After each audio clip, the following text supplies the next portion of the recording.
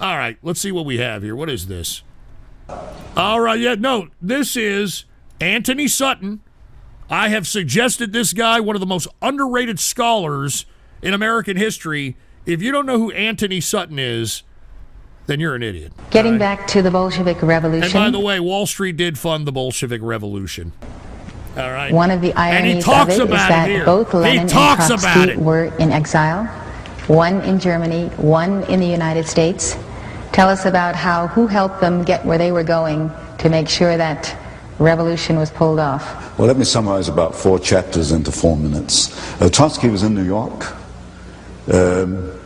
He had no income.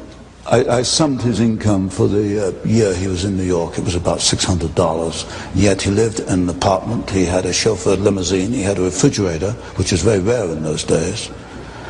He left New York and went to Canada on his way to the revolution. What? Ghost is a Jew. Why are you even saying that, man? I use yarmulkes for coffee filters, all right? Did you hear Trotsky? He was in New York. He was living lavish. Kind of sounds like Antifa a little bit, huh? George Soros Antifa funding a little bit? He had $10,000 in gold on him. He didn't earn more than $600 in New York. He was financed out of New York. There's no question about that. The British took him off the ship in Halifax, Canada. I got the Canadian archives. They knew who he was. They knew who Trotsky was. They knew he was going to start a revolution in Russia. Instructions from London came to put Trotsky back on the boat with his party and allow them to go forward. So there is no question that Woodrow Wilson, who issued the passport for Trotsky, and the New York financiers who financed Trotsky. Woodrow Wilson, the first progressive president, by the way. And the British Foreign Office allowed Trotsky to perform his part in the revolution. Now, over in Switzerland, you get Lenin, who was in exile. He went through Germany in the famous sealed train. That is correct. And look, by the way, Germany funded, the Kaiser funded communism. So, once again, all of you fucking Nazi LARPers over here that try to pride yourself as some German, Aryan, whatever the case might be, you have the Kaiser that actually funded fucking Lenin and Trotsky up to the tune of 500 million current United States dollars. So look it up. Look up Kaiser funds Bolshevik Revolution. You'll find what I'm talking about. Mission, and with the encouragement of the German General Staff. And yet Germany and Britain were supposed to be fighting each other. And you get them both moving these 2 key revolutionaries into place inside Russia. And then, of course, the rest is history. They created the revolution with no more than about 10,000 revolutionaries. They needed assistance from the West, and they got assistance from Germany, from Britain, and from the United States to continue and consolidate the revolution. Just tell us all over again why. Why? Just tell you won't it find again. this in the textbooks. Why is to bring about, I suspect, a plan to control world society in which you and I won't find the freedoms to believe and think and do as we believe. Did these power brokers actually envision at that time a one-world government that would be socialist? Yes. The second statement I made was that they did not want the Soviet Union to develop into another free enterprise society, and that this would offset it. Aiding the revolution would offset this event. That was made as a statement in 1919. 1919. This goes to show you that these globalists have been planning this for centuries. And Anthony Sutton, who's no longer with us because this guy was popular in the 70s and the 80s, they've been planning this for a long period of time, man. And of course, Dandy Jersey and all these other fucking idiots in here. It's boring, Ghost. It's boring. That's why you're going to sleep in a capsule and you'll be eating deep-fried crickets, you stupid son of a bitch. It's one by Gillette, the razor blade Gillette, called The City, I think it was, which laid out this corporate socialism for the world to see as early as, 1905, 1910. So around the turn of the century, you begin to see actually written statements by these internationalist businessmen of the kind of socialist empire they wanted to bring about. It's there, but these books, of course, are not included in your courses in political science and history at the regular universities. Well, talk about the Red Cross mission. Red Cross mission to Russia, 1918. About 17. Bankers, lawyers, businessmen.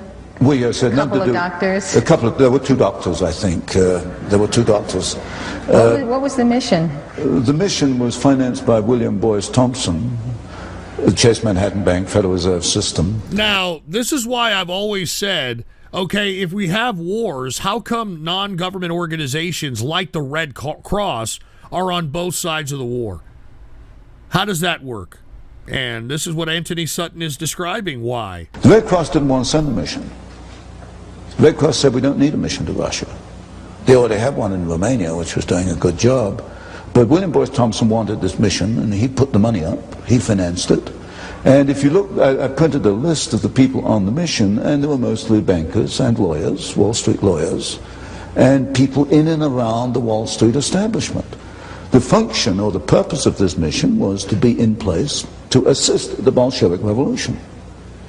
The Red Cross mission to Russia was a cover vehicle. It enabled these Wall Street elitists, these Wall Street manipulators to be there in place, and then I traced a cable $1 million from the Morgan Company in New York to Petrograd.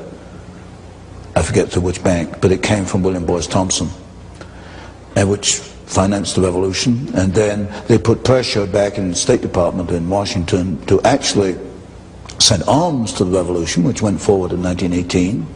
And then I found in the State Department files an extraordinary telegram in which Trotsky appealed to the State Department to send American Army instructors to train the new Soviet Army. And I think I reprinted that in one of my earlier books. So briefly, the Red Cross mission was a cover vehicle to enable Wall Street to be there in place to guide. The Red Cross has always been a fake vehicle for piety and health, and it is a globalist institution like most non-government organizations. The ongoing Bolshevik Revolution. And what was the response of the State Department? Oh yes, they were quite willing to send U.S. Army instructors. Do you know how, to what I don't know if extent? they went forward. I know the arms, I know the rifles went forward. I didn't trace the response to the telegram, except it was approved within the State Department. And I reprinted the telegram. Hold on, I never did find a Winston, response. That's probably goddammit, taken out the files. here we are. Hold on, pause this. We're red-pilling people about what the fuck and how the fuck communism erected itself in Russia, and here you are, you're probably gonna fucking donate some goddamn fucking enemy.